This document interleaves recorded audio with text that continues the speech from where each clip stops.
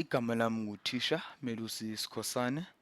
Namhlanje futhi sizokwenza okungathi kuhlukile kepha kusafana nanoke besukwenzile. Sizofunda ngosecant, ngocosecant nocotangent.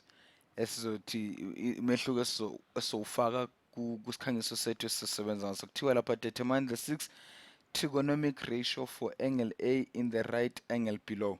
Sisesene right angle kuthiwa sithole u-angle A ukuthi ama-trig ratios esinawo ukhumbule esinawo awu-3 kepha sizo-add phezu kwawo la bese kungabalila u-secant, u-cosecant, u-secant no no no no-cosine wethu. Sifune i-angle ka-A. Soqala ngo-sin angle A. Ngiyaxolisa, soqala ngo-sin A.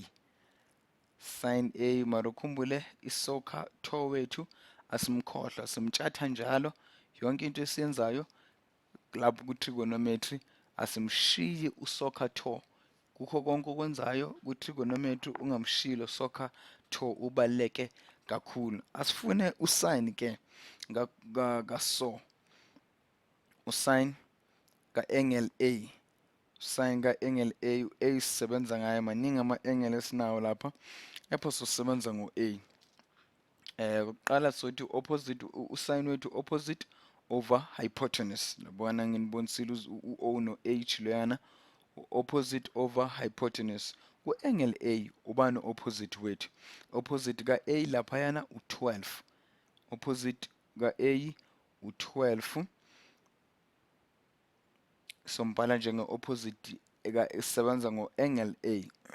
Sizothi futhi ke hypotenuse yethu ubani? Khumbule i-hypotenuse wethu inamba iside elide noma iside elibhekane ne-right angle yethu eku-90 degrees. Okubani i-hypotenuse yethu ende iside elide oku-13 u-hypotenuse wethu masisebenza kuyo yonke ke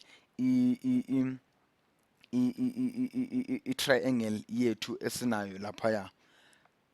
Sesiya ku-cos manje. Ku-cos sisebenzisa ukha. U-cos A wethu sizothi u-adjacent over hypotenuse. U-adjacent over hypotenuse. U-hypotenuse u-adjacent wethu bese simtholile. Besingakamtholi u-adjacent kepha sino-hypotenuse no-opposite. Sekumele sifune u-adjacent. Sekulula-ke u-5 wethu u-adjacent wethu ngoba u-adjacent wethu useduze ne-angle yethu ka-A, useceleni ngoba ngeke aze u-hypotenuse kepha i-angle eseceleni engapha yiyo u-adjacent wethu oku-5 over u-13 wethu okuwuye u-hypotenuse. Ningakwazi ukuthi niphoze nicabange futhi ukuthi nibambile. Hypotenuse usengakashintshi i-angle yethu ebhekane no-right angle ka-90 degrees. Sesifuna manje u-tan wethu u-adjacent wethu, ngiyaxolisa bengisafuna ukumbhala manje. U-angle yethu sesitholile ukuthi u-adjacent wethu ubani, u-hypotenuse wethu ubani, u-opposite wethu ubani. Sokwenza kube lula-ke manje ukuthi yonke into esiyenza sesiyenza lula. U-tan wethu oku-uthowa, u-opposite over adjacent. U-tan A wethu ulingana no-opposite over adjacent. U-O wethu loyana u-opposite, u-A loya wethu u-adjacent. Ubani u-opposite wethu? Ngaphoza nimise nibone ukuthi senitholile impendulo nangaphambi kuba nginitshele.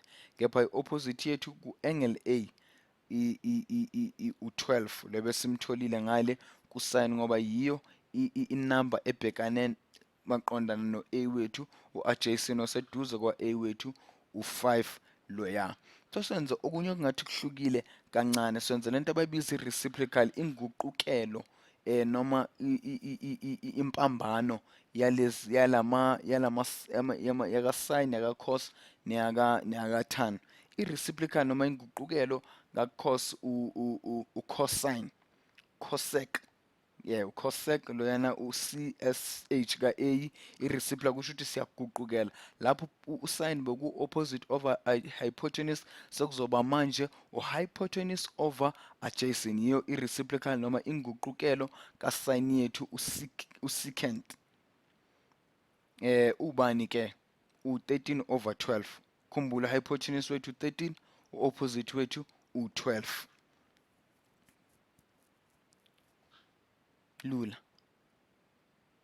cosecant wethu i-reciprocal kalo sesothola ucos wethu i-reciprocal noma inguqukelo yakhe usec iwubani iwu-hypotenuse over adjacent sesiyaguqula sithatha hypotenuse simbeka phezulu adjacent ngaphansi hypotenuse wethu ubani u-13 u-adjacent wethu u-5 nangu hypotenuse wethu laphayana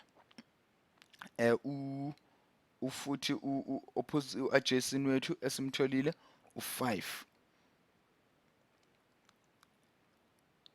niyabona umehluko soshintsha sibhala omunye umbala sesenza manje